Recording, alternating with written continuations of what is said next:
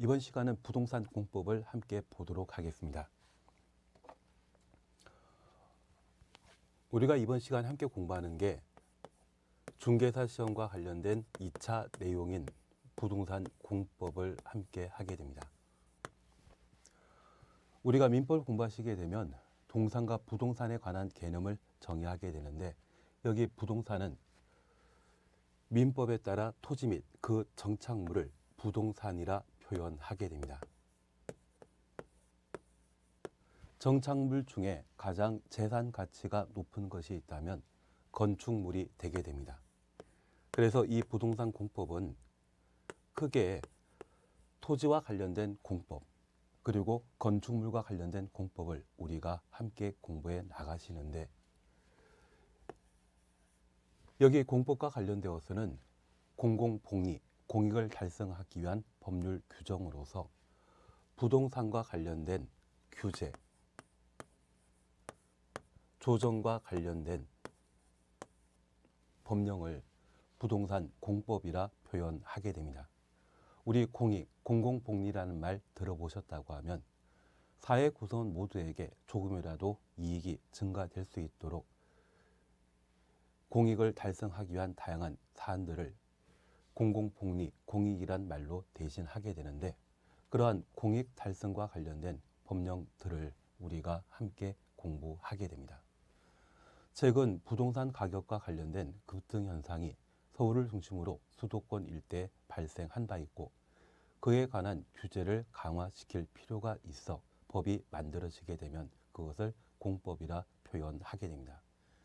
가끔 지난 정권 같은 경우는 주택과 관련된 아파트 가격이 하락하여 가격을 활성화시키기 위한, 높이기 위한 다양한 조정에 관한 사항들도 마련한 적이 있습니다. 그래서 공익과 관련되어 저해될 수 있는 사안들에 대한 규제나 또는 공익을 활성화하기 위해 규제를 완화시켜주게 되는 조정에 관한 사항들을 다루는 것이 부동산 공법이 되게 됩니다.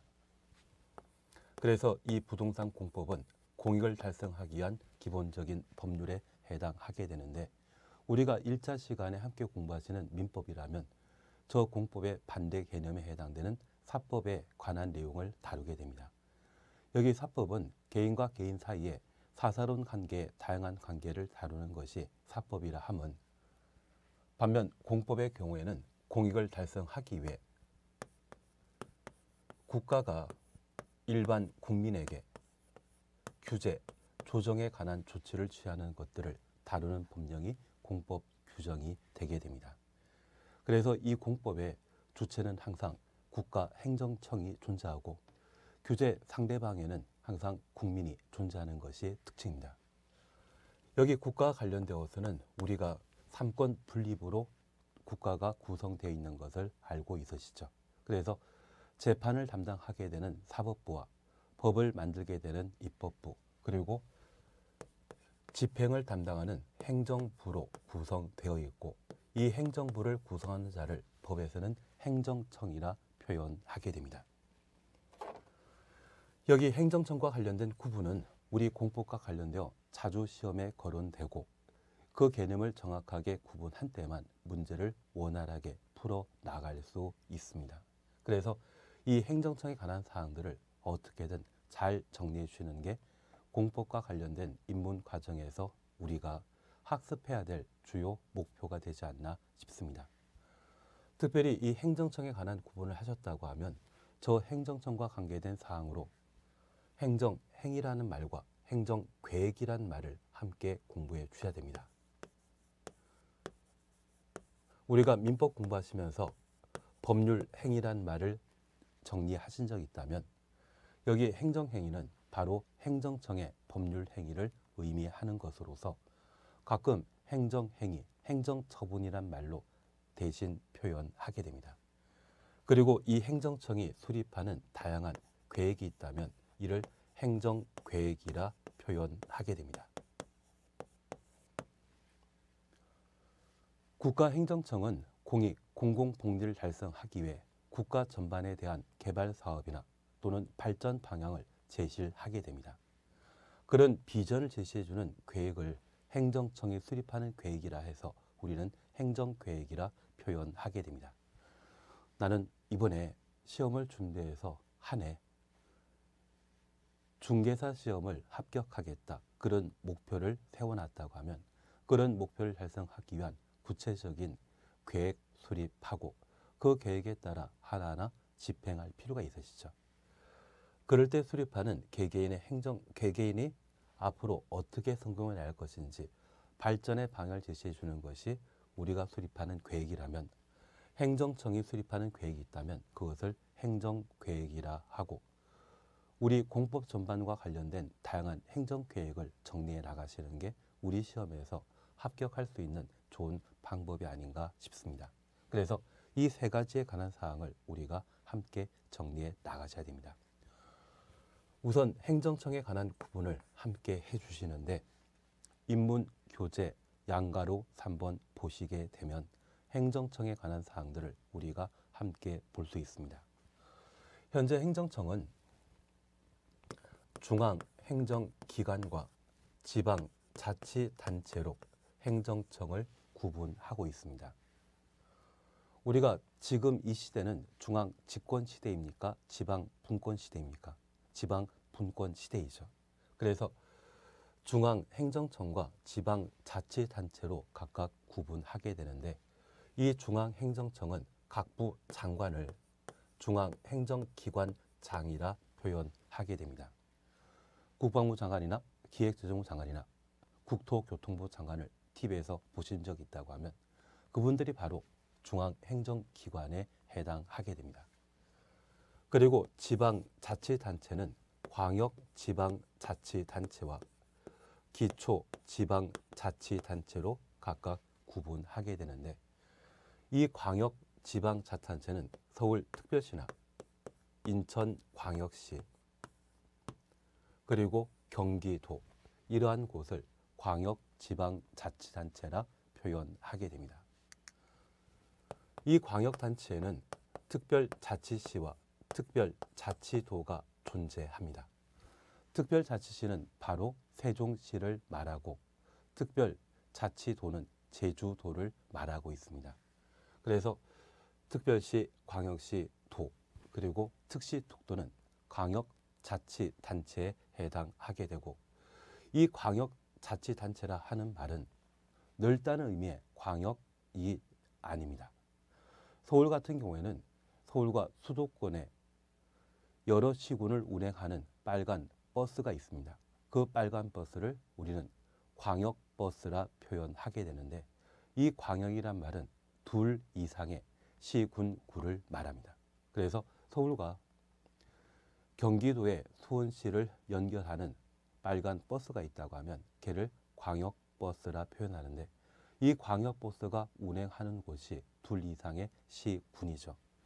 그러한 것들을 광역지방자치단체라 표현하게 됩니다. 서울 같은 경우에는 행정관할구역 안에 25개 구가 존재합니다. 그리고 경기도 같은 경우에는 31개 시군이 경기도를 구성하고 있습니다. 그래서 이 광역지방자치단체는 둘 이상의 시군, 구를 행정관할구역에 안고 있다면 그러한 곳을 광역지방자치단체라 하고, 이 광역지방자치단체를 구성하는 시, 군, 구를 기초지방자치단체라 표현합니다. 특별시와 특별자치도인 세종시와 제주도의 경우는 특별이란 말을 따로 사용하고 있는데, 그 행정관할구역에는 시, 군, 구가 존재하지 않습니다. 세종시의 경우는 현재 인구가 34만, 35만 정도인데 아마 국회가 세종시로 이전시킨다고 이번 정권에서는 발표했는데, 국회가 실제 이전하게 되면 인구 5만에서 10만 정도가 더 늘어나지 않을까 싶습니다. 하지만 현재는 34만 정도에 해당되는 것으로 이 세종시에는 따로 구를 두질 않고 있습니다. 기초지방자치단체가 없거든요. 그리고 제주도의 경우는 제주도 특별법이라는 것을 만들면서 제주시장과 서귀포시장을 제주도지사가 임명하는 것으로 법을 개정한 바 있습니다. 그래서 제주도의 경우에도 기초지방자치단체가 존재하지 않습니다. 우리가 가끔 서귀포시장이나 제주시장이 존재한다는 것을 들어보셨다고 하면 그분들은 우리가 알고 있는 동사무소의 동장님과 똑같은 역할을 하는 분들입니다. 그런 제주시장 등을 비자치시장이라 표현하는데 시민이 선거를 통해 선출한 뽑은 시장이 있다고 하면 자치, 시군, 구청장이라 하고 도지사가 임명한 자가 있다고 하면 그들에 대해서는 비자치, 시장, 구청장이라 표현하게 됩니다. 그래서 특별시, 특별자치도는 기초지방자치단체가 없는 아주 유별난 곳이기 때문에 특시, 특도란 말을 사용하게 되고 이것 가지고 시험에서 정답 여부를 물어본 적은 없습니다.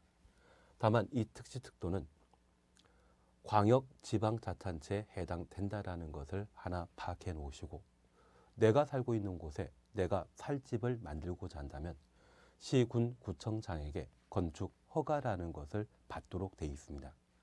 그런데 세종시에 내가 살 집을 만들고자 한다면 또는 모 연예인처럼 제주도에 자기가 살 집을 만들고자 한다면 그냥 못 만들겠죠.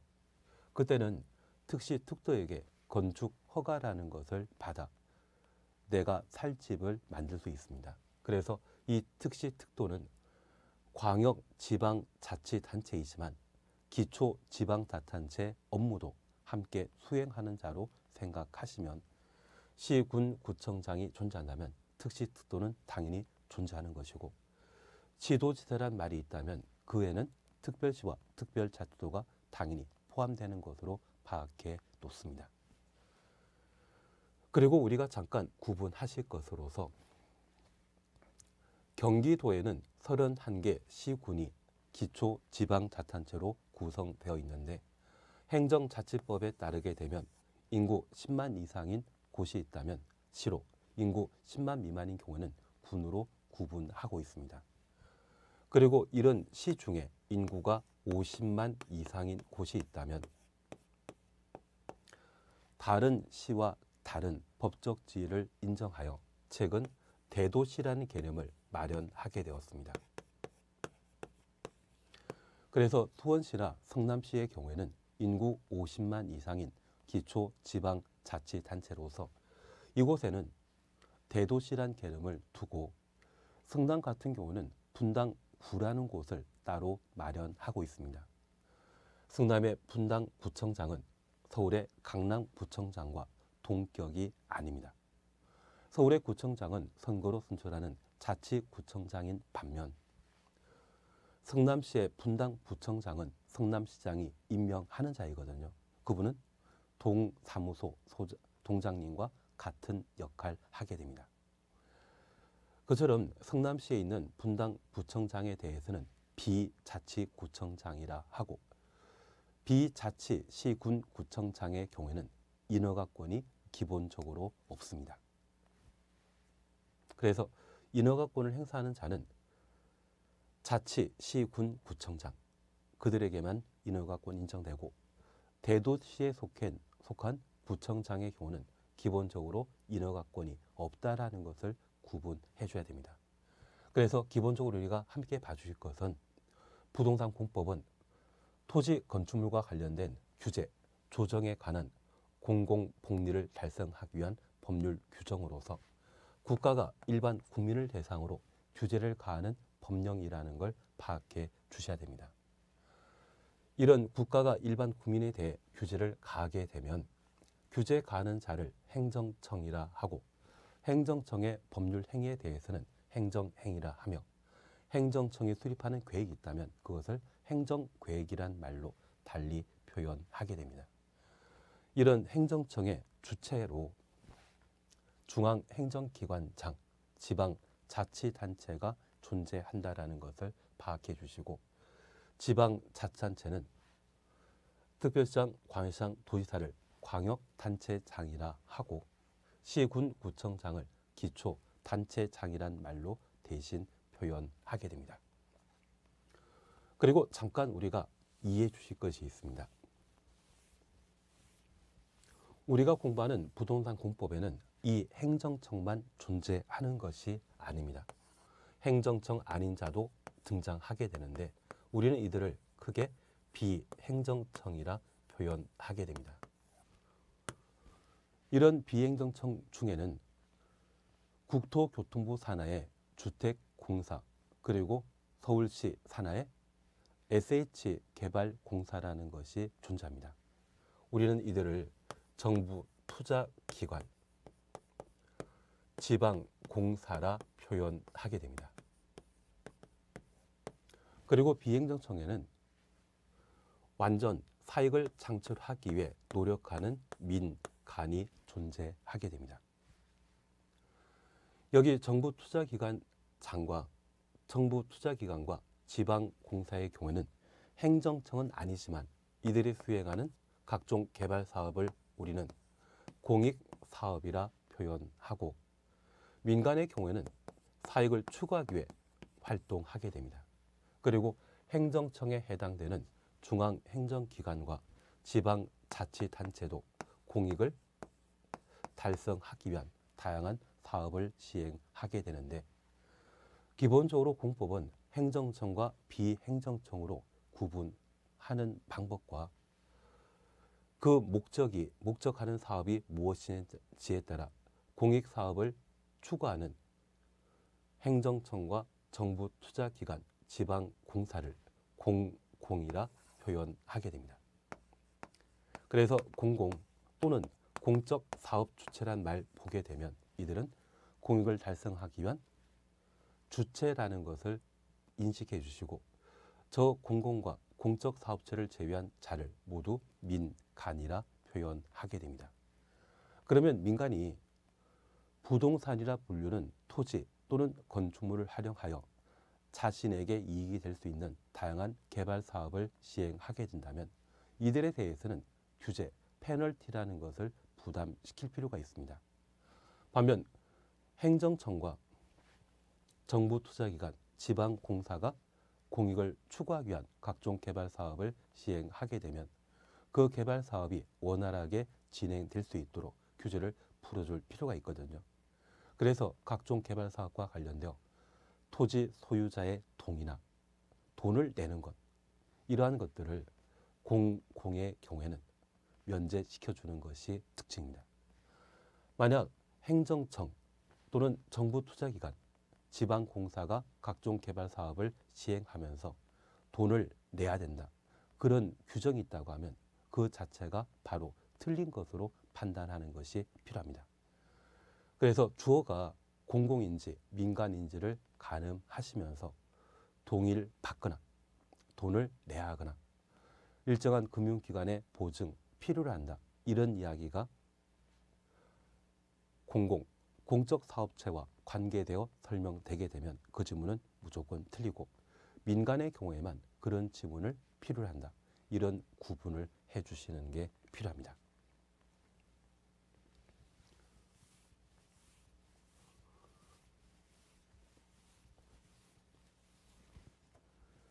그리고 두 번째 우리 함께 봐주실 것으로서 부동산 공법과 관련되어 공부하게 되는 법령에 관한 사항들을 함께 파악해 놓습니다. 양가로 4번 찾으셨죠? 우리가 공부하는 공법은 사회 불합리 또는 사회 상황을 규율할 목적으로 또는 조정할 목적으로 제정되고 있습니다. 그래서 사회에 일정한 문제점이 발생하게 된다고 하면 이에 대한 통제를 가하고자 공법이 만들어지게 되는데 현재 이 공법 규정이 2,400여 개 법령으로 구성되어 있습니다. 그래서 시행령이나 시행규칙 등을 따지지 않고 법률만 따지게 된다면 2,400개이고 이러한 공법은 오늘도 만들어지고 있습니다. 그 2,400개의 공법 규정은 국가행정청이 일반 국민을 대상으로 규제, 조정을 다루기 위한 법령으로서 군사에 관한 법령이나 교육에 관한 법령, 그리고 행정과 관련된 법령, 다양한 법령으로 구성되어 있는데 그중에 부동산과 관련된 공법 규정이 120개 정도가 되게 됩니다. 이런 120개 법령 중에 우리 시험에서는 6개 법령을 다루고 있습니다. 그중에 공법은 토지에 관한 공법 규정으로서 대표적인 네 가지를 우리가 함께 보게 되는데, 첫 번째 함께 보시는 게 국토의 계획 및 이용에 관한 법률입니다.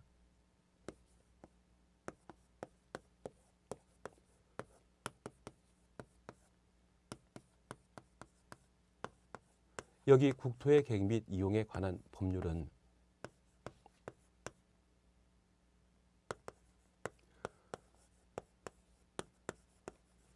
전국의 토지에 대한 일정한 행정계획과 전국의 토지를 어떻게 이용, 개발, 보전할 것인지 토지 사용과 관련된 방향을 제시해주는 법령으로서 이 국토계획법을 제대로 익히지 못한다고 하면 다른 부동산과 관련된 법률 규정들을 정확하게 이해할 수 없는 가장 기본이 되는 법률입니다.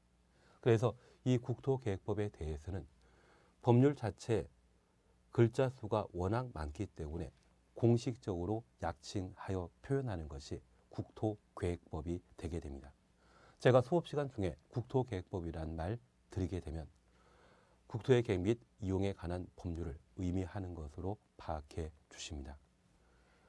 이 국토계획법이 토지와 관련된 가장 기본법에 해당되는 것으로서 우리 시험에는 12문제가 출제되게 됩니다.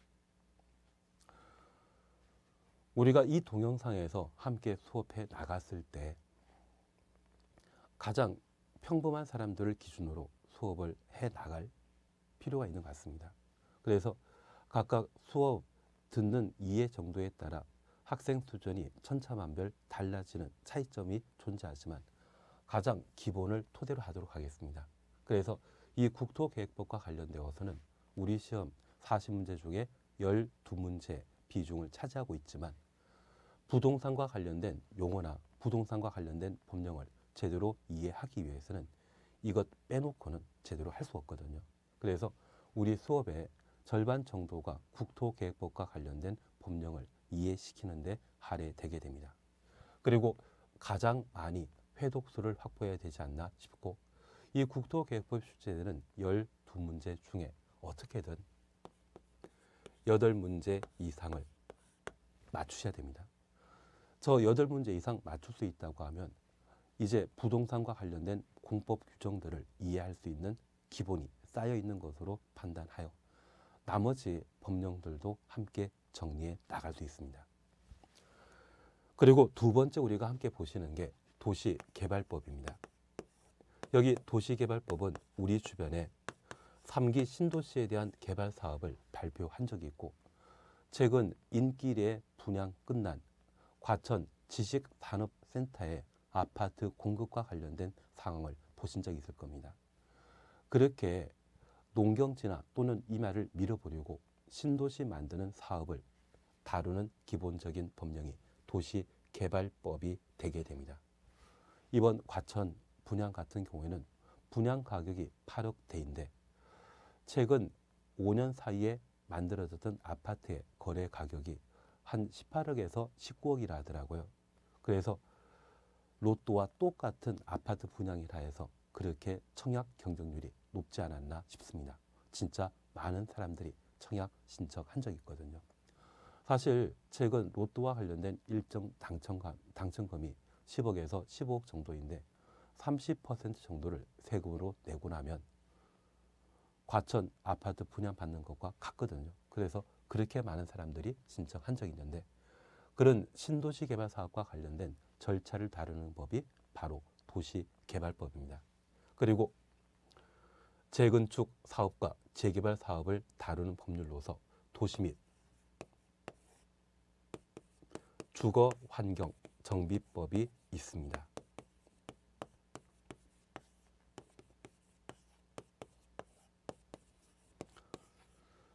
서울 같은 오래된 도시의 경우는 재개발 사업이나 재건축 사업이 진행되게 되는데 그 사업 절차를 다루는 것이 도시 및 주거환경 정비법입니다. 각각 우리 시험에서는 6문제가 출제되게 되는데 사실 이 세 개 법령은 그 내용이 똑같습니다. 이 세 개를 한 개 법률로도 충분히 다룰 수 있는데 한 개 법률로 다루게 되면 그 양이 지나치게 많기 때문에 저 국토계획법으로서 분리하여 도시개발법과 도시 및 주거환경 정비법이라는 것을 따로 마련하게 되었습니다. 그러면 이 세 개가 원래 하나였는데 이 두 개가 분가되었다고 하면 이 세 개 법령에서 다루는 내용이 서로 유사한 것이 있습니다. 그런데 그 유사한 것들을 조금씩 차이가 있거든요.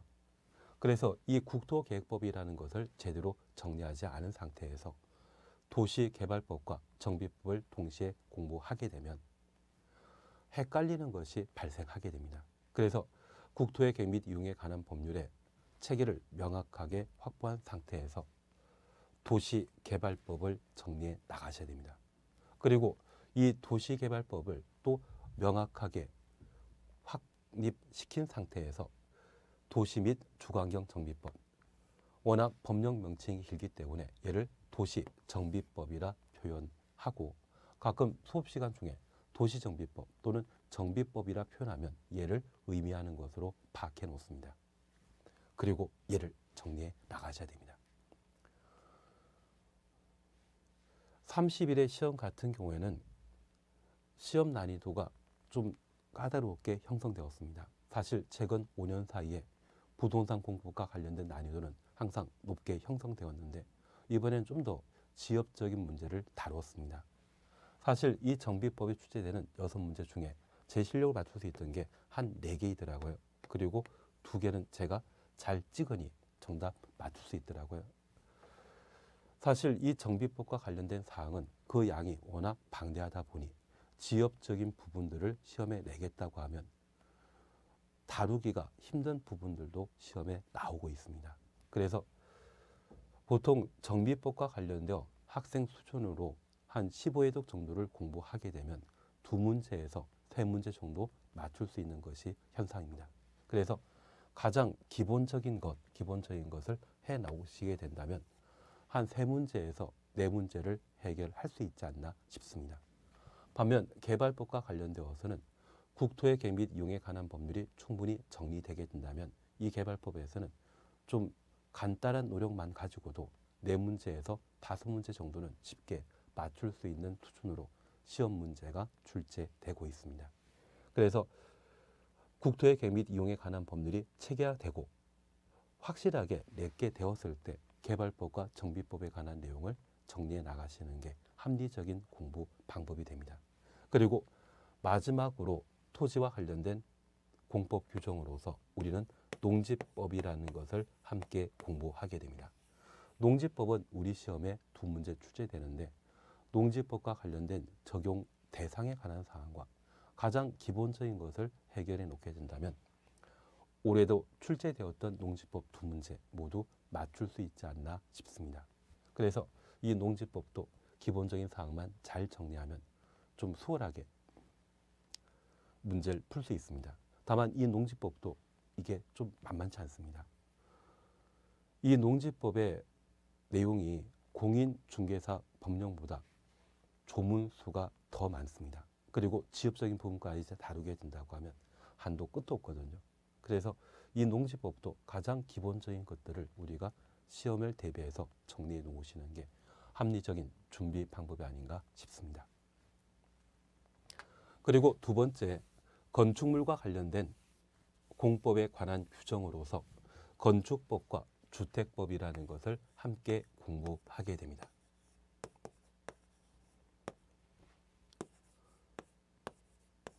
여기 건축법과 주택법은 건축물에 관한 공법, 주택에 관한 공법 규정으로서 우리 시험에는 각각 7문제가 출제되게 됩니다.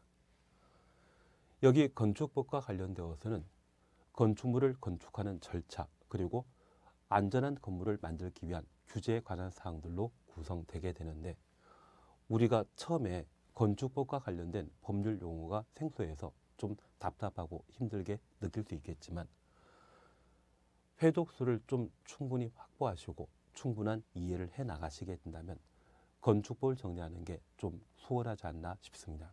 그리고 우리가 열심히 노력해서 이 건축법을 4문제에서 5문제 정도 맞출 실력이 쌓이시게 된다면 함께 주택법을 공부하게 되었을 때 이 주택법에 관한 문제 중에 6문제 또는 7문제를 전부 맞출 수 있습니다. 그래서 건축물과 관련된 공법 규정인 건축법 주택법은 좀 단순한 내용으로서 회독수를 좀 충분히 확보하고 이해를 토대로 내용을 정리해 나가시게 되면 수월하게 필요한 점수를 확보하지 않나 싶습니다. 그래서 우리 시험 볼 수 있는 출제 경향에 관한 사항으로 국토의 계획 및 이행에 관한 법률이 12문제, 개발법과 정비법이 각각 6문제, 농지법이 2문제, 건축법과 주택법은 각각 7문제가 우리 시험에 출제되게 되는데 우리가 가장 부동산과 관련된 기본적인 내용을 다루고 있는 국토계획법을 충분히 익히시고 나머지 내용들을 따라 나가시게 된다고 하면 수월하게 정리하실 수 있고 건축물과 관련된 건축법, 주택법에 대해서는 함께 공부하시더라도 충분히 회독수를 충분히 확보하고 이해를 토대로 한다고 하면 좋은 점수를 얻을 수 있을 겁니다. 그리고 개발법과 정비법에 대해서는 국토계획법이 토대가 되었을 때 그리고 농지법에 대해서는 한 2시간 정도 우리가 함께 정리해 나가시게 되면 농지법과 관련된 출제 내용들을 어느 정도 다룰 수 있지 않나 싶습니다. 그리고 법의 체계와 관련되어서는 헌법과 법률 그리고 명령으로 구성되어 있는데 우리가 함께 공부하게 되는 부동산 공법과 관련된 시험에는 건축법령에 따르면 또는 국토의 계획 및 이용에 관한 법령에 따르면 이런 말을 각각 사용하게 됩니다. 우리가 알고 있는 국가는 사법부와 입법부와 행정부로 각각 구분되고 있는데 상권 분립되어 있죠. 그중에 사법부는 재판하는 곳이죠. 그리고 입법부가 바로 국회를 말하게 되는데 그 국회는 법을 만드는 곳입니다. 국회에서 만드는 법을 우리는 법률이라 하고 행정부도 행정집행과 관련되어 법을 만들게 되는데 그 법을 명령이라 표현하게 됩니다. 대통령이 만들게 되는 명령이 있다고 하면 얘를 대통령령이라 하고 장관이 만드는 명령이 있다고 하면 걔를 부령이라 표현하게 됩니다. 특별히 대통령이 만드는 법을 시행령이라 하고 장관이 만드는 법을 시행규칙이라 표현하고 있습니다. 그러면 이 국회 그리고 행정부는 중앙행정기관에 해당하게 되고 각 지방자치단체에서도 법을 만들게 되는데 그러한 법을 조례라 표현하게 됩니다. 그래서 여기 법령은 국회에서 만드는 법률의 법자와 행정부에서 만들게 되는 명령의 영자를 조합한 말을 법령이라 표현하게 되는데 만약 건축법령에 따라 또는 국토의 계획 및 이용에 관한 법령에 따라 특정 제도에 관한 설명하라고 하면 법률에 관한 내용과 시행령에 관한 내용, 시행규칙 전반에 관한 내용을 시험에 출제를 하게 됩니다. 이 모든 것을 우리가 숙지하고 정리하면 참 좋겠지만 그게 좀 만만치 않거든요. 그래서 우리는 기본적으로 법률에 관한 사항과 시행령에 관한 사항 그리고 시행규칙과 관련되어서는 우리 시험에 출제되는 비중이 20% 안쪽입니다. 그리고 이 부분까지 정리하게 된다면 학습량이 엄청 많아야 됩니다. 그래서 80% 출제되게 되는 법률과 시행령 그리고 시행규칙에 관한 사항은 나중에 특강이나 다른 지역적인 부분을 다루게 되었을 때 한 번씩 필요한 사항만 정리하면 충분하지 않나 싶고 지방자치단체에서 만들게 되는 조례는 해당 지방에만 적용되는 법이거든요. 전국을 대상으로 시험 보게 되는 우리 시험에는 얘가 나올 일이 없습니다. 그래서 이 조례에 관한 내용은 필요 없고 다만 조례로 정하는 사항 그 부분에 대해서만 나중에 한 번씩 구분하시면 될 겁니다. 기본적으로 법은 법률과 대통령령, 장관 명령 이 세 가지로 구성되어 있다는 것 각각 구분해 놓으시고 그에 따른 우리 시험 범위를 정리해 나가시는 게 필요한 듯합니다. 이번 시간에는 여기까지 함께 해 나가시고 다음 시간에는 행정계획과 그리고 행정행위에 관한 기본적인 사항들을 함께 살펴보도록 하겠습니다.